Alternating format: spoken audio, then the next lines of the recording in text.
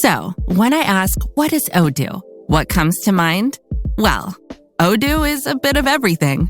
Odoo is a suite of business management software that some people say is like fertilizer because of the way it promotes growth. But some people also say Odoo is like a magic beanstalk because it grows with your company and is also magically affordable. But then again, you could look at Odoo in terms of how its individual software programs are a lot like building blocks. I mean, whatever your business needs. Manufacturing, accounting, HR programs, you can build a custom software suite that's perfect for your company.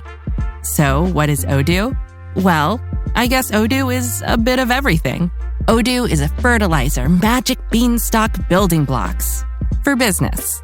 Yeah, that's it. Which means that Odoo is exactly what every business needs. Learn more and sign up now at odoo.com. That's ODOO.com.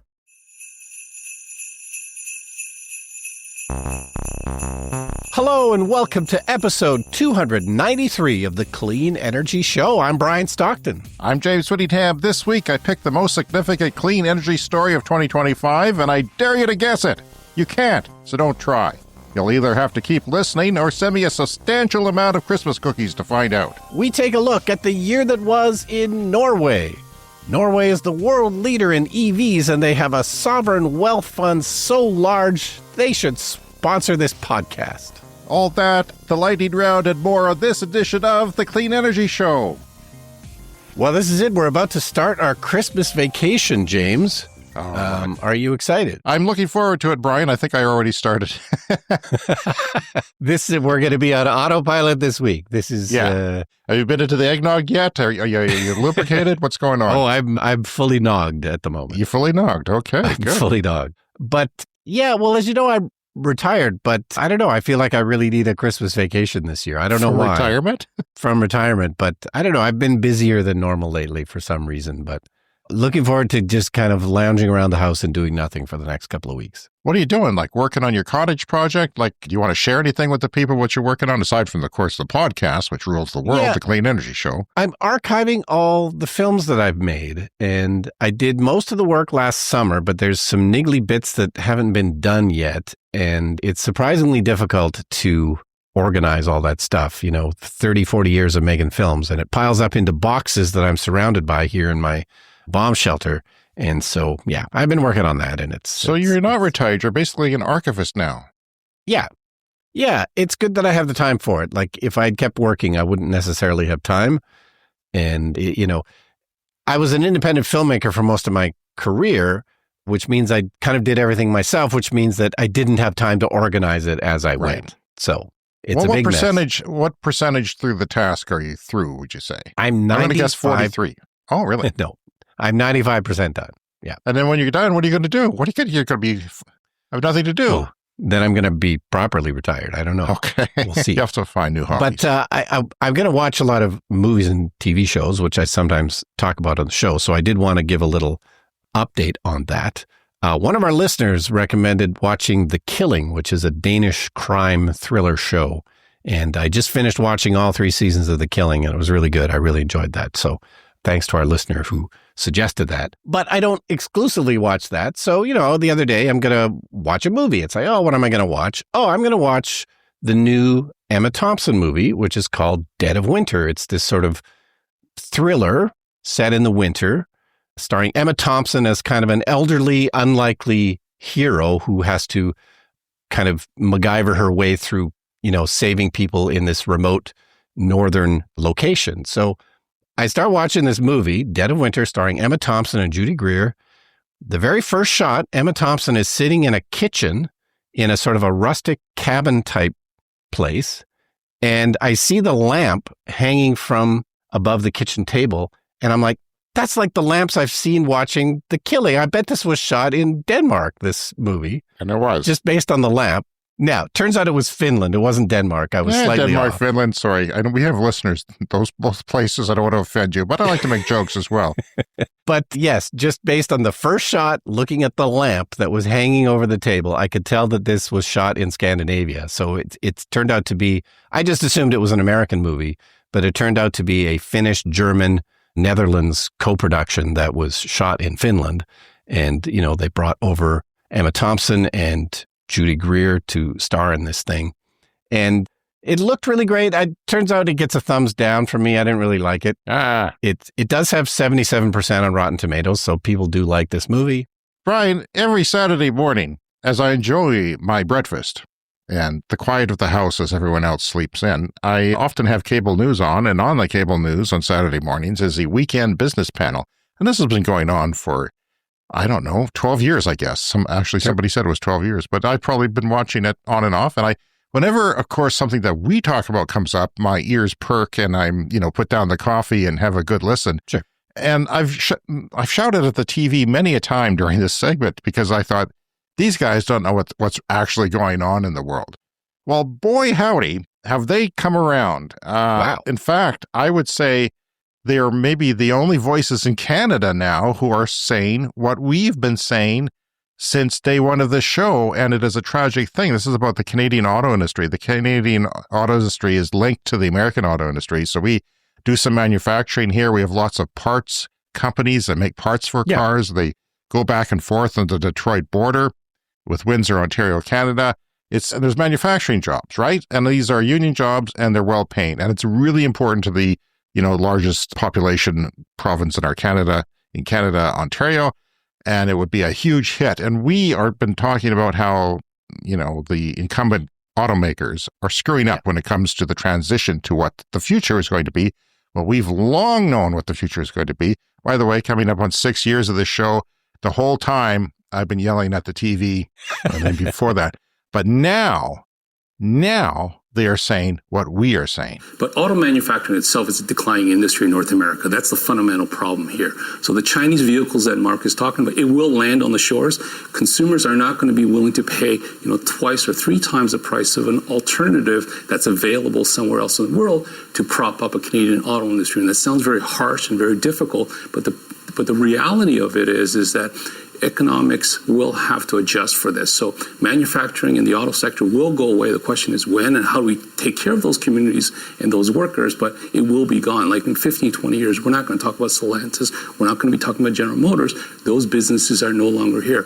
Money's not flowing in, capital's not flowing in, and the smartest and the brightest young people are not willing to go into the auto sector.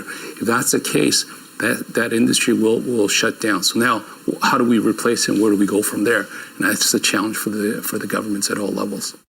And I swear, and I may be wrong, I don't want to get sued, but I swear these guys were saying, EVs, it's not going to happen. It's not going to, there's just no demand for it. It's not. Now that's an existential threat to the economy of this country. Well, and it's a big hit for America too. Like it's 9 times the population or 8 times the population, but the industry, the economy is huge compared to us there. And this is a big part of it. Well, in a way, that clip, he's going farther than what we've been saying. Like, I've always thought that, the North American automakers might limp along and survive, and they'll get some kind of massive government bailout. And, they're too big to fail. So they may still be around in 10 or 15 years. So I think that is debatable. We're going to talk later about Ford and what Ford has been doing. So, I don't know. I guess I'm probably getting more pessimistic. God, yeah. As time goes on. That's for damn sure. Like even in the last month, there's been a lot of pessimism. Yeah. And of course, specifically in Canada, because now there's this ongoing trade war with the U.S., and a lot of that has to do with the auto industry, and the U.S. is trying to get everything back in terms of U.S. manufacturing. So this is a problem just for the specifically Canadian arm of these American companies, which are going to do even worse than, how the American ones are doing. Yeah, I really do think that it is an existential threat. And the question is, you can keep your border closed for only so long. At some point, they start paying 100% tariffs and still compete. And we're going to talk about something else in that regard, of course, down the road in this show. This is our last show of the year. We will be running an encore episode next week. And thank you for listening to everybody. And hope you have a happy holiday. There was a massive San Francisco power outage. Did you see that? It was basically the whole city, I think. Wow. And all the Waymos came to a stop. All the automated cars that we talk about on the show here. Yeah. Because there is that point of view that they are good for the environment, ultimately. And of course, there's arguments against that, too, because they can take away from public transportation, but policy has to temper all that down. Let's talk a little bit about 2025 for a moment. Some of the highlights were record growth in renewables, solar and wind, huge again this year, even though I think this time last year people said, well, I can't keep that up. Even the most the most bullish renewable people said, oh, they just can't sustain that. Now they're saying it again this year. We'll see. We'll see what happens because there is some limit to the amount of solar you can deploy, without battery backup. But the battery backup is part of the story because that's become so predominant now. There's been significant EV adoption, though it doesn't feel like it in North America here, especially in China and the global south. Everywhere that doesn't have oil, their own oil especially, is adopting very quickly, and they're adopting with the Chinese-made vehicles, which are price competitive. Well, imagine if you're a country that doesn't produce its own oil and you don't have to import that oil anymore. What a win-win and cleaner air. And it's a big deal. It's a big deal not to have to import your own oil. And you think about Trump going after the Venezuela oil tankers and impounding them. Some of that oil goes to China. And, China's, okay, our oil's cut off. And they've been stockpiling oil a lot because they've been using less of it. So now they're stockpiling. And you can only stockpile so much. So eventually you start saying, well, I wanted my energy independence. Well, that's one of the reasons that China has gone so heavily into EVs, is that they've known for a while that they rely on imported oil, and they're one of the countries that, hey, if we don't have to import oil, we're going to be way better off. So laughably, Trump is actually speeding the energy transition by, disrupting oil markets. People will then more go and say, well, this may not be dependable all the time. We can't shut down our country and be reliant on other political whims. So what do we have to do? We have to electrify our transportation, and that's happening big time. There's increased clean energy investment. It's I think it's more than double fossil fuels, depending on how you look at it, depending on which report you look at. There's been breakthroughs in AI-driven grid efficiency. So the power grids, they kind of get a chokehold, and they can only hold so much power, especially midday with solar sometimes. Well, AI has driven sort of ways to, navigate that and make it more efficient. And it's beyond the scope of our knowledge, but they're doing that and making it work better. It's kind of like, good traffic on your freeway system. If you have a good AI that's controlling the traffic and everything flows and doesn't congest, well, that's doing a good job. There's been some challenges, though, in scaling hydrogen, and some hydrogen companies have gone out of business. It's not clear where hydrogen will play a role. I do think it will play a role. It's just not clear where, and it's not going to be in our cars, and it probably won't even be in most of our trucks. And it doesn't seem like it's going to be in trucks at all. It doesn't have to be, because hydrogen is it's complicated. It's complicated to store and transport. Milestones like the UK's coal phase out happened. So that was, pretty significant. They've gotten rid of coal ahead of schedule. Breakthroughs in other areas. Solar alone met 83% of the increase in global electricity demand. So the world is using more power. So they had to add more power, electricity generation, and 83% of that was solar, just solar, not renewables, just solar. And we've talked about that on the show for a long time. Like, my personal electricity use in my house has roughly tripled because I got rid of my gas furnace. I put in an electric heat pump, and I bought 2 electric cars. Well, guess what happens when you do that? You need your own power utility, Brian. Exactly. So my own electricity use has tripled, and guess what? That's going to happen to pretty much everybody on Earth as we move away from fossil fuels. This is absolutely inevitable. I will say that we live in Canada, so your electric car is going to take more to heat up, and it's going to be less efficient in very cold weather. It's going to take more heat pumping. But I think the one thing we didn't predict since the beginning of this podcast is how much AI data centers, or data centers in general, are contributing to this increase in demand. The other stuff was predictable. People are going to get rid of their furnaces. They're going to put heat pumps. They're going to move to electric cars. But what we didn't necessarily see coming was all of this AI compute, which is driving huge increases in electricity. If I also had an AI data farm here in my house, I would be quadrupling my electricity, not just tripling it. Maybe that's your next project after your archival thing, is to start your own AI data center. If nothing else, it can generate your end of the podcast. No, I think I should get into Bitcoin mining. Oh, that's where it's at, man. By the way, that solar, that meeting 83% of the increase in global demand, that was just in the first 6 months of the year. We don't have the data for the second 6 months, so who knows what's going on. Yeah. well, of course, we'll talk about it. Renewables reached 34.3% share of global electricity generation, while coal fell to 31%. It's going down, so renewables have surpassed coal in the last year or so. For the first time in 2025, we saw growth in China's clean power generation. So like the rest of the world, they are making more electricity. And we always talk about coal in China, but the coal has actually gone down. The amount that they use coal because the renewables have eaten up most of the demand. Yeah, the CO2 emissions from actually generating all that electricity are actually falling. Mm-hmm. So it's not great that they still have a coal plant or two, being built, which was talked about years ago. But yeah, they're paying the coal plants in some instances not to generate, just to be there for standby. They're putting the pedal to the metal on all types of power generation, and that has included things like coal and natural gas. But the renewables have been so successful and so heavily deployed that, yes, they've been able to cut back on some of their CO2 emissions because of it.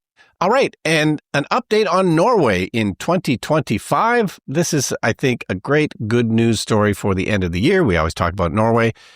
James, it's like visiting the future when we talk about Norway. That's right. And that's what it does, was what's going to come everywhere else.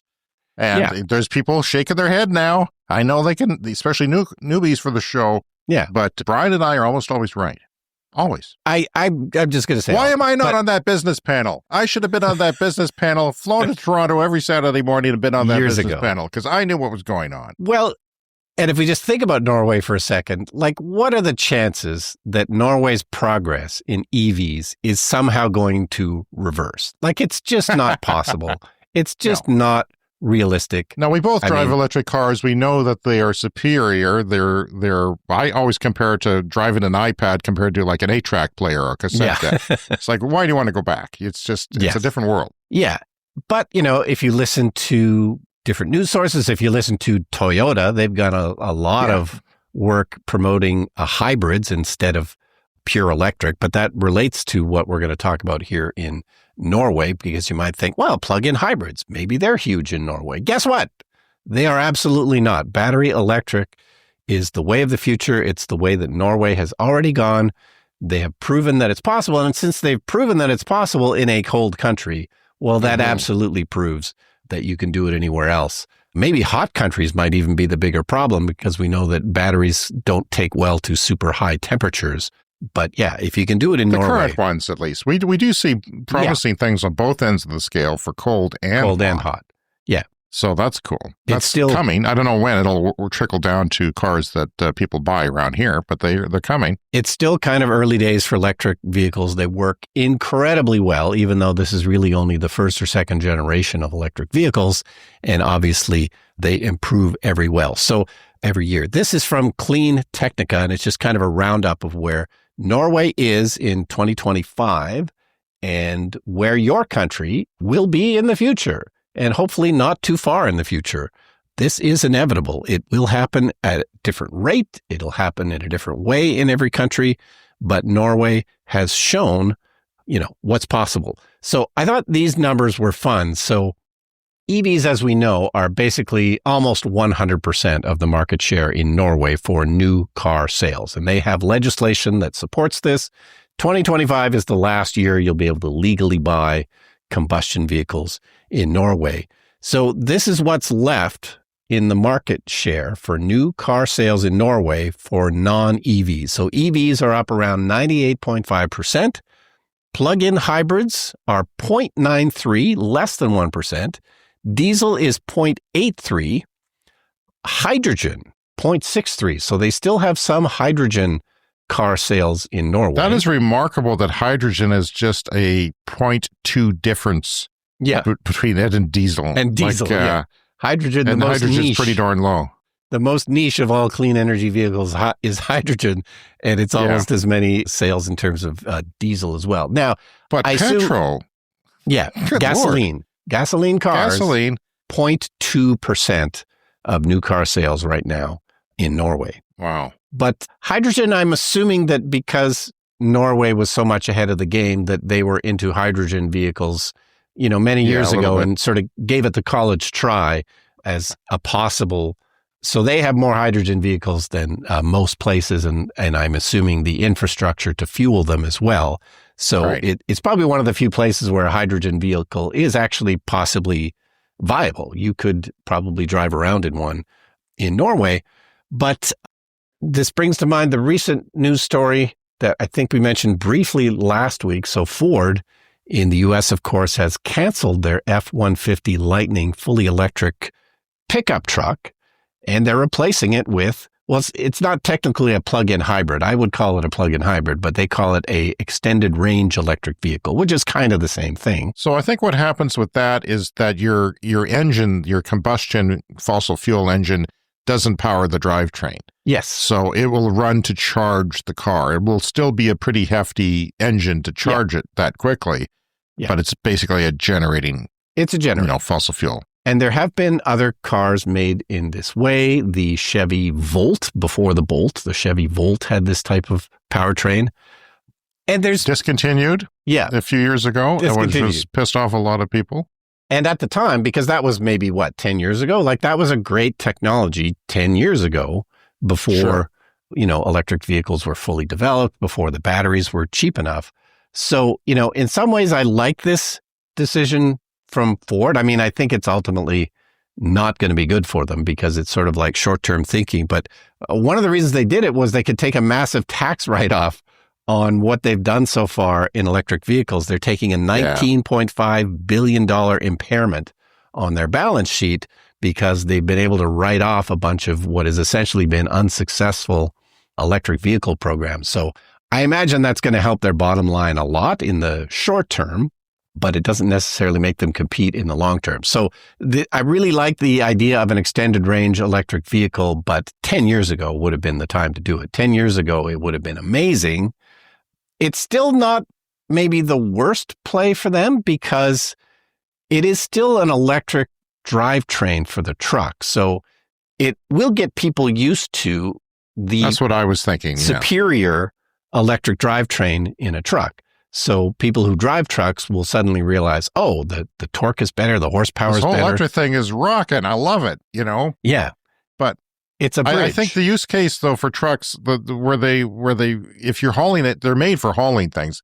Now, around here, most people just drive it to be masculine. Yeah. And to fit in with country music songs, which talk about trucks and their love affair with trucks. But it doesn't make sense because if you do tow something, it does kill it. If you are using it for that utility, and people always think, well, I want to use it for that. Even if you don't, you think you will. And it would make sense, hopefully. But I agree that I do think that once they get used, the fact that the engine isn't pushing you, it's just charging the electric, to extend your range.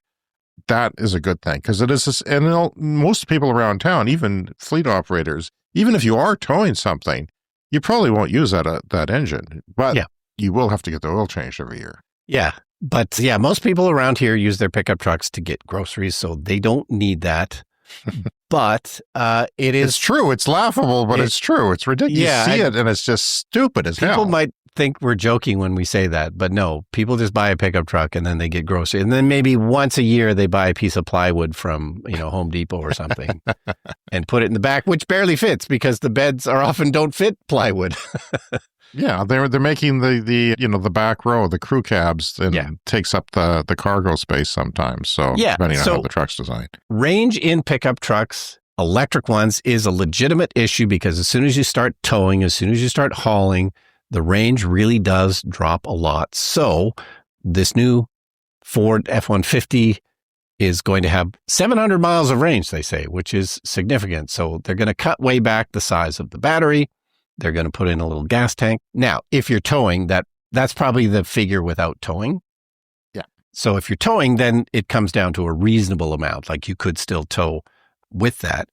And again, in theory, this is not the worst idea because then as batteries get cheaper, then they can just start putting more in. So this will have a fairly small battery compared to what the Lightning had, which will save them a bunch of money. And then people get used to these electric drivetrains. And then over time, batteries get cheaper and they can just, add more and they'll get more energy dense and so forth. But it is ultimately short-term thinking because they're not thinking this way in Norway, where plug-in hybrid sales have vanished to almost nothing. And they're not thinking this way in China. I guess a little bit in China. The sort of plug-in hybrids are still something of a thing in China. But they're moving so quickly there that it's just a piece of the puzzle. Well, you have to wonder what that fossil fuel engine, whether it's diesel or gas, how much is that going to add to the price compared to how much you're taking away from the battery pack? Yeah. And is it going to make it a more expensive proposition? And if it makes it a more expensive proposition than a regular gas truck or diesel truck, you have to sell them on the fact that, it'll do X number of miles or kilometers a day. And if you charge it home, it's going to cost you a fraction of what the fossil fuels cost. You have to sell them. And that's always a problem here in North America with the people who sell these trucks, especially in the rural areas like where we live. And then you have two drivetrains to worry about. So like you say, you'll still need oil changes. You'll still need tune-ups.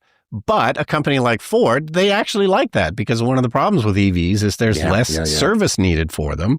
So this kind of keeps alive in the short term, the money that they make off servicing cars. But, why have two drivetrains when you can just have one that's simpler? Yeah, and I do think that the batteries will become cheaper and more energy dense by the time they buy their next truck, if you did buy one of these. But I'm very disappointed in fleets not taking advantage of this because a lot of the fleets, they don't need that much range. They're not going on vacation.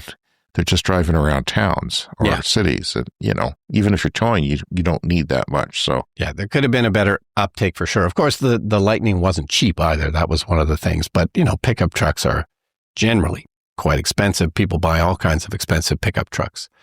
But anyway, in Norway, the thing that I'm most interested in is the total fleet size, because sure, 100% of new car sales might be electric, but you have this installed fleet, and that's going to take a very long time to replace. And again, this is going to happen in every country in the world. It's just happening in Norway first.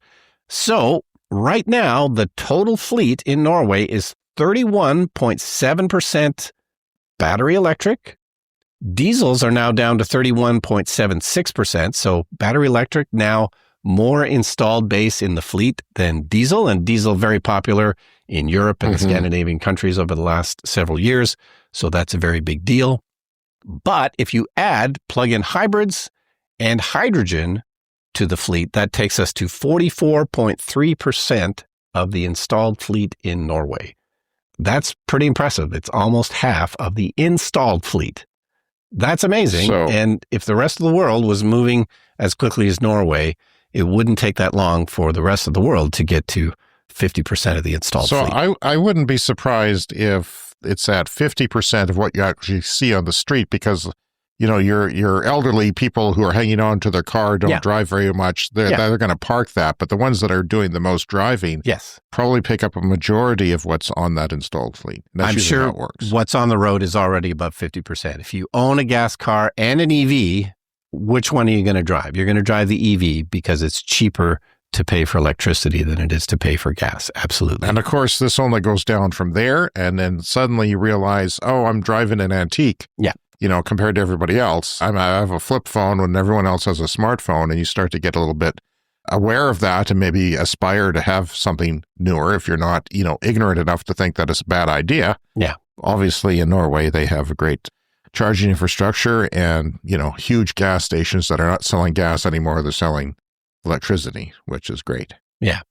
So hydrogen vehicles in Norway, like we just talked about, they are 5.3% of the fleet. There is a decent number of hydrogen cars in Norway, which is surprising. All right. Well, VW, what are they doing with the ID Buzz in the United States? Yes. Well, that's the other thing that goes kind of hand in hand with the Ford F-150 Lightning story is they are putting the ID Buzz van on hold in the U.S.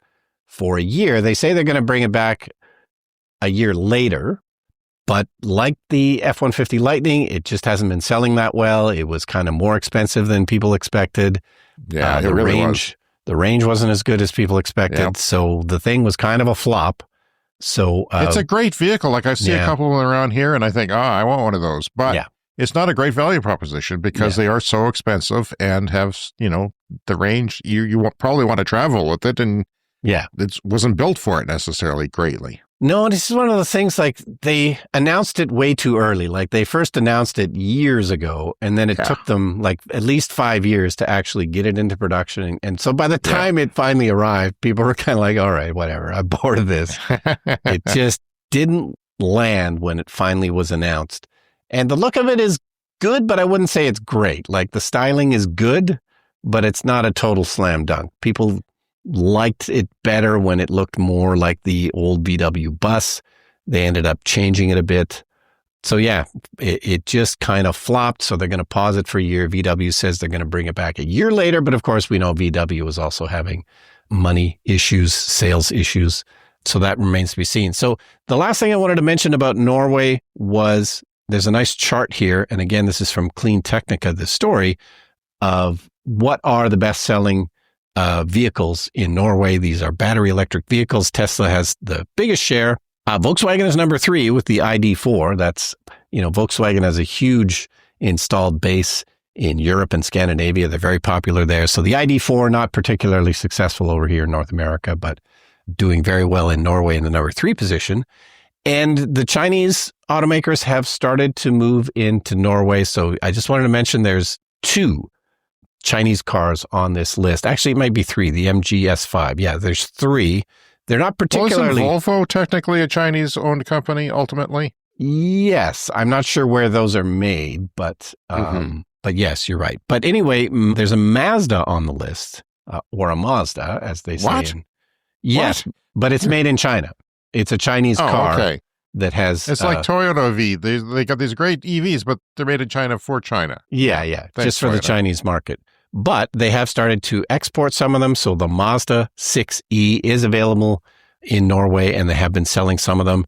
Xpeng is on the list. The Xpeng G9, another Chinese car. So slowly, I think if you're going to look at the further future in Norway, I think that's what we're going to see is more of the Chinese automakers making that list. I'm surprised the Nissan Ariya is outselling only slightly the Hyundai Ioniq 5, which is an established car in its, I think it's at least in its second generation already. I would certainly pick a Hyundai, but, the Hyundai Kia brand recognition is probably not that strong in a lot of places. Ah, right. Because they probably didn't penetrate like they have here because there's so many European brands. For sure. But the Ariya has been kind of poo-pooed by a lot of people. In fact, I think Nissan's actually going to discontinue it. Yeah. The Leaf is actually going to be the new Ariya.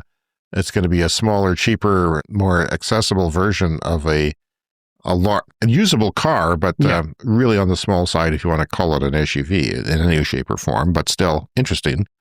I think, the Leaf could be a very popular car.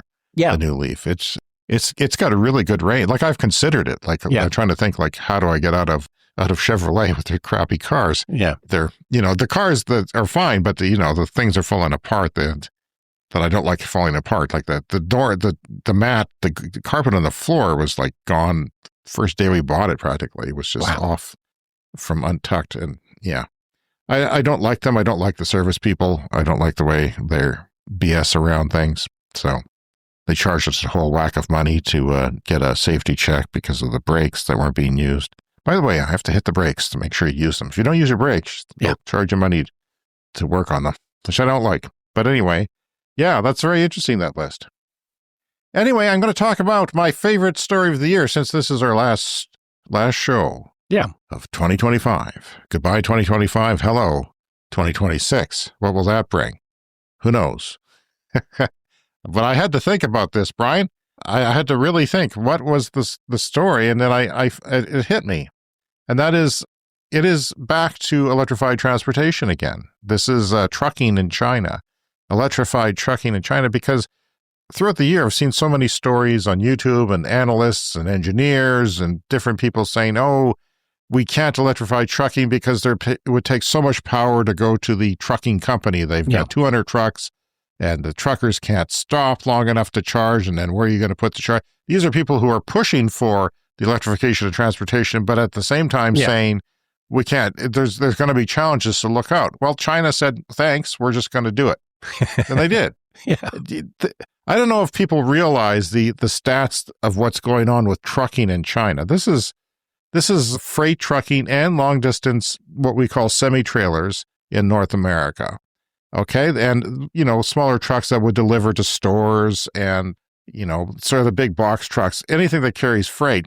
So China's electric truck adoption in 2025 is surging. And this is like back to the first half of the year again, as battery electric trucks were capturing around 22 to 25% of the heavy duty market by the end of that 6-month period. Wow. That's the new sales of those vehicles were becoming 1/4. Now, that has come from nothing in no time. Yeah. And this is displacing. This is why people pay attention to this. This is why you'll see reports on this in financial news channels and such. It's displacing diesel and gas big time, because who uses a lot of diesel and gas? Trucking does. You and I, we just piss around town doing not much and take a vacation once in a while. We're not using a lot of miles. But these guys who are long-haul trucking constantly use a lot of diesel, especially diesel and some gas. This is driven by lower operating costs now, so it's competing with diesel and surpassing it. And if you're a business, lower operating costs, more profit. Always wins.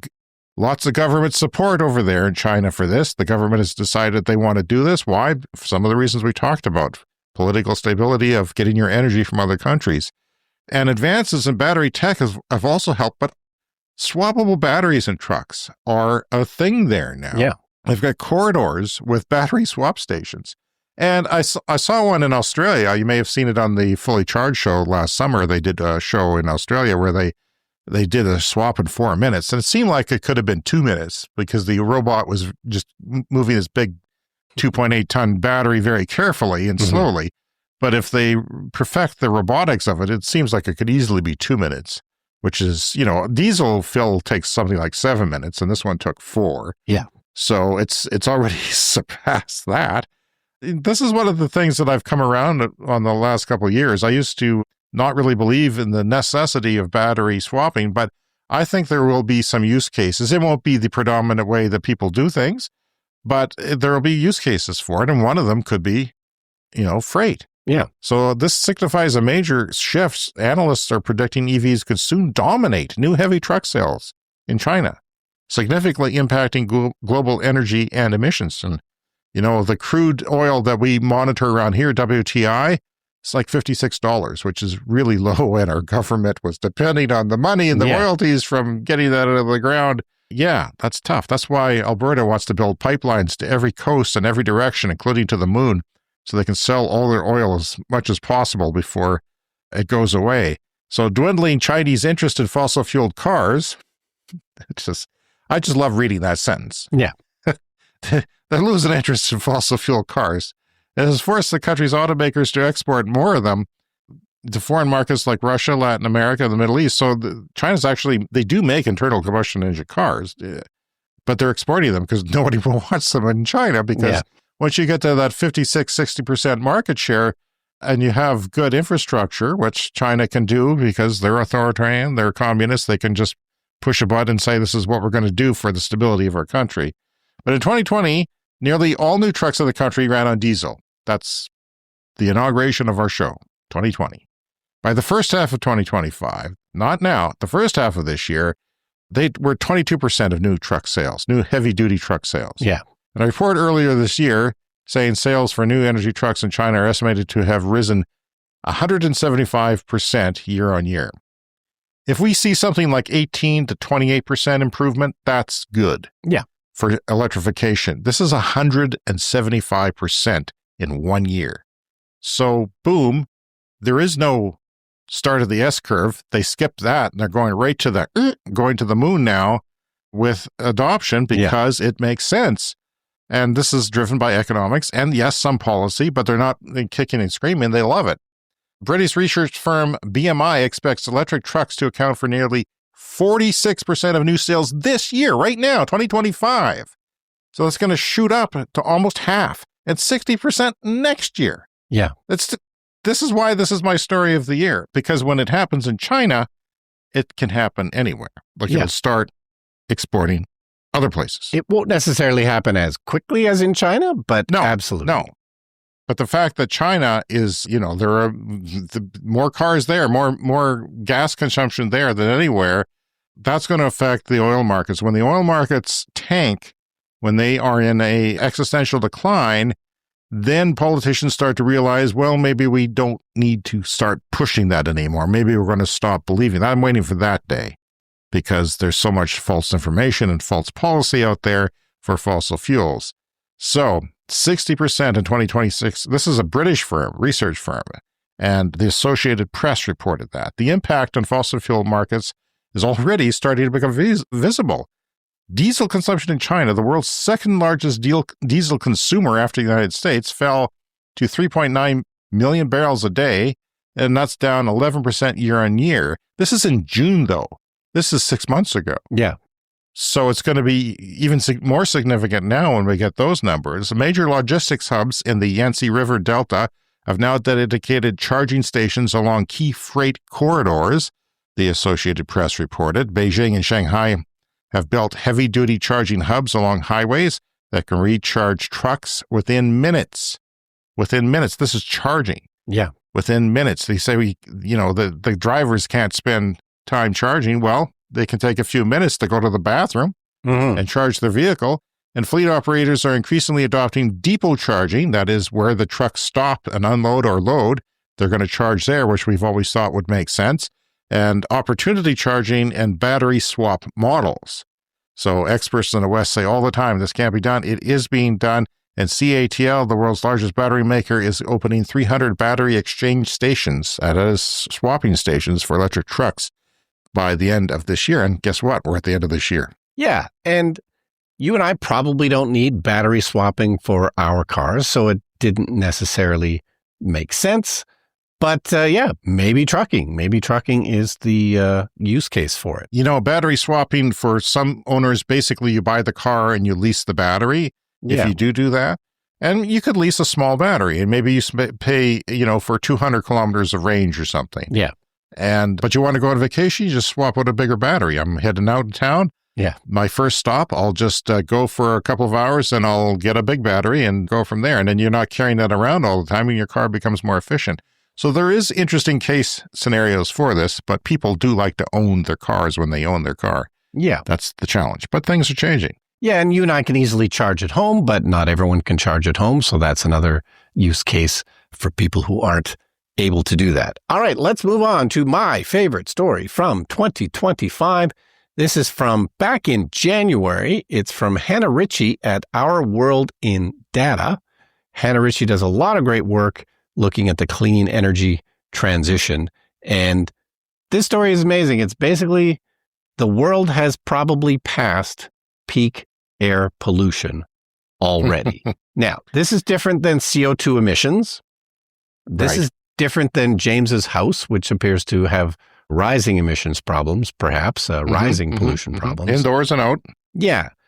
But like we often talk about the smog in LA in the 1970s, which really galvanized people in a sort of an anti-pollution movement. Galvanized me. Yeah. It affected me. It's one of the things that got me here. And, a lot of the environmental movements started in the 70s because air pollution was so bad in places like California in the 1970s. Well, guess what? We have already passed probably peak air pollution. There's a wonderful chart here that goes with the story.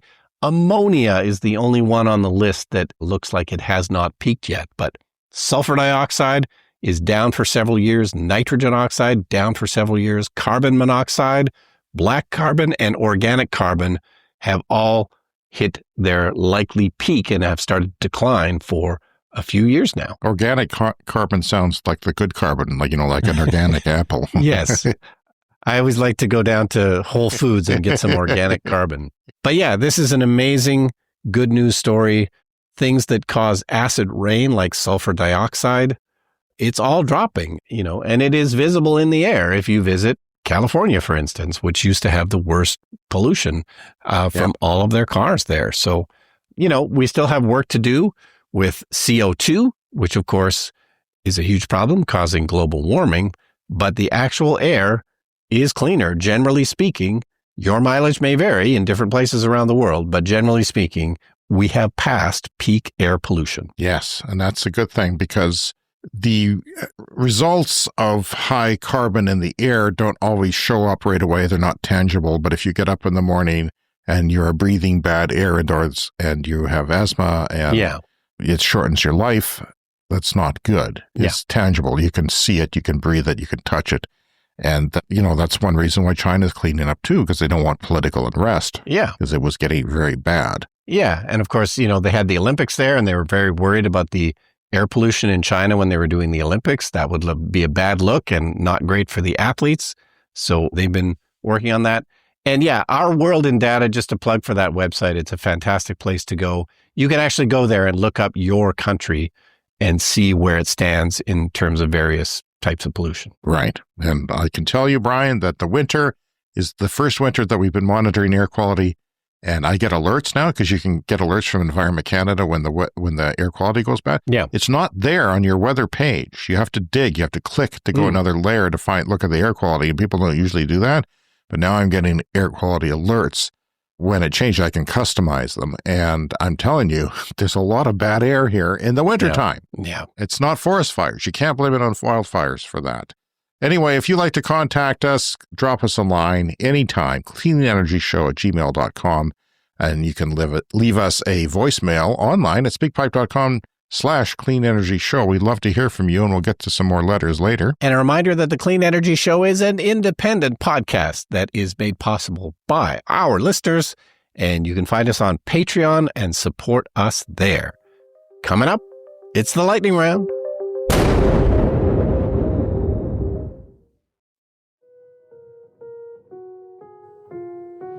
And it's time for the lightning round. The lightning round is a fast-paced look at the latest headlines in climate, clean energy, and transportation. Again, Brian, with EVs, the electrification of transportation EV sales is planned to meet 20 billion. Expected to meet 20 million next year in 2026. Yeah. Sold in 1 year. And when we started this podcast, it was a tiny, tiny fraction of that. It's really come a long way. And, the predictors, even at the Paris Climate Accord, could not predict. Yeah. They didn't even think that we could get this far right now. And fortunately, it's one of the things that has been easier to decarbonize in the world and quicker to do so. And economics have played a big role in that. China's electricity sector has grown by over 500 terawatts in the past 12 months. So again, adding more electricity because more people are using it, and sometimes that can become polluting, and there's lots of coal plants there, but coal is down overall 66 terawatt hours. There's the evidence. Maruti Suzuki India Limited, India's largest car maker, expects the debut of its first all-electric vehicle to boost deliveries of alternative fuel-powered cars to nearly half of its sales next year. So India's biggest automaker is expecting half of their sales to be electric next year. Amazing. That's surprising. The company expects greener vehicles to make up about 45% sales ending in March 2027, I guess, which comes from vehicles powered by compressed natural gas and its new electric vehicle, which is all the buzz right now.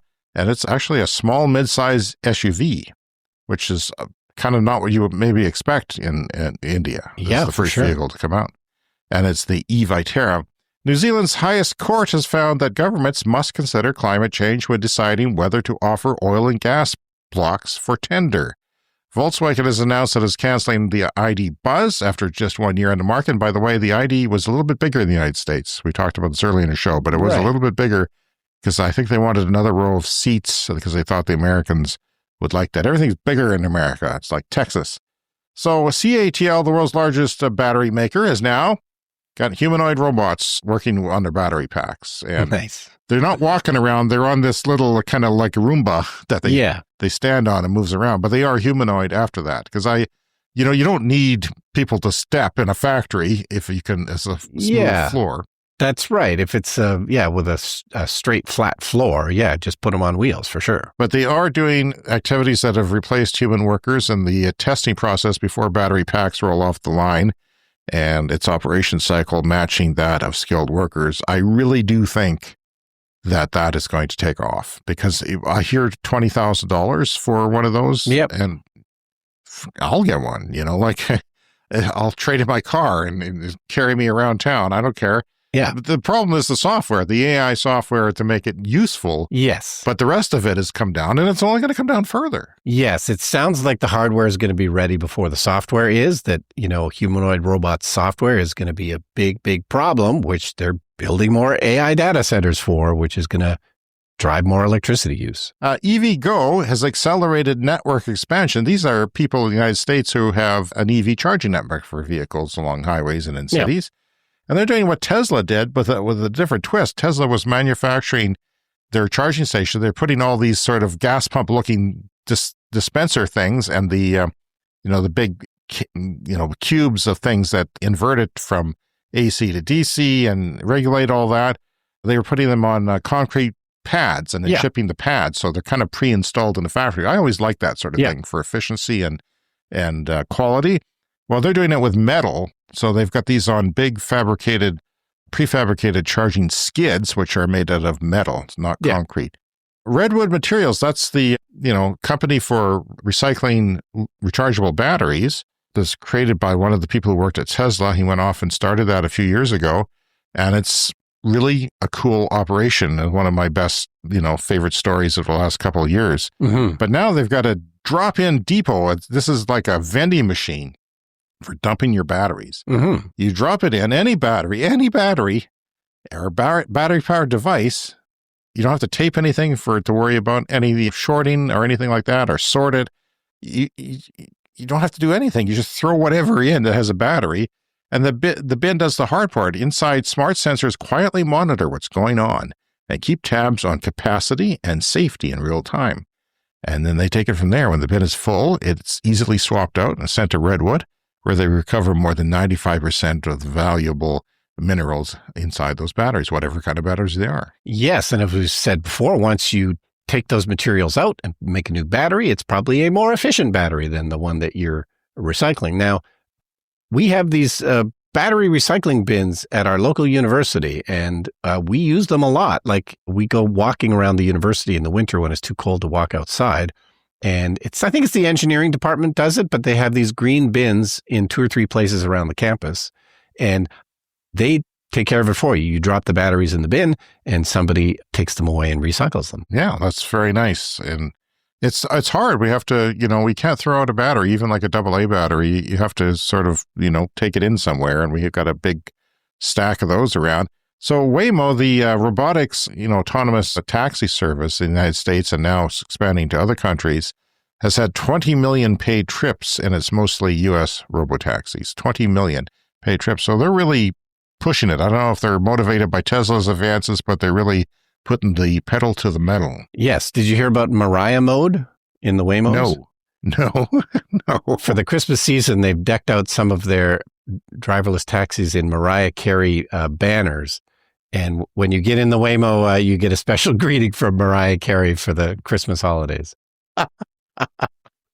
Mariah owns Christmas here in North America, and now she owns our robotaxis. What other weird things will they do with those?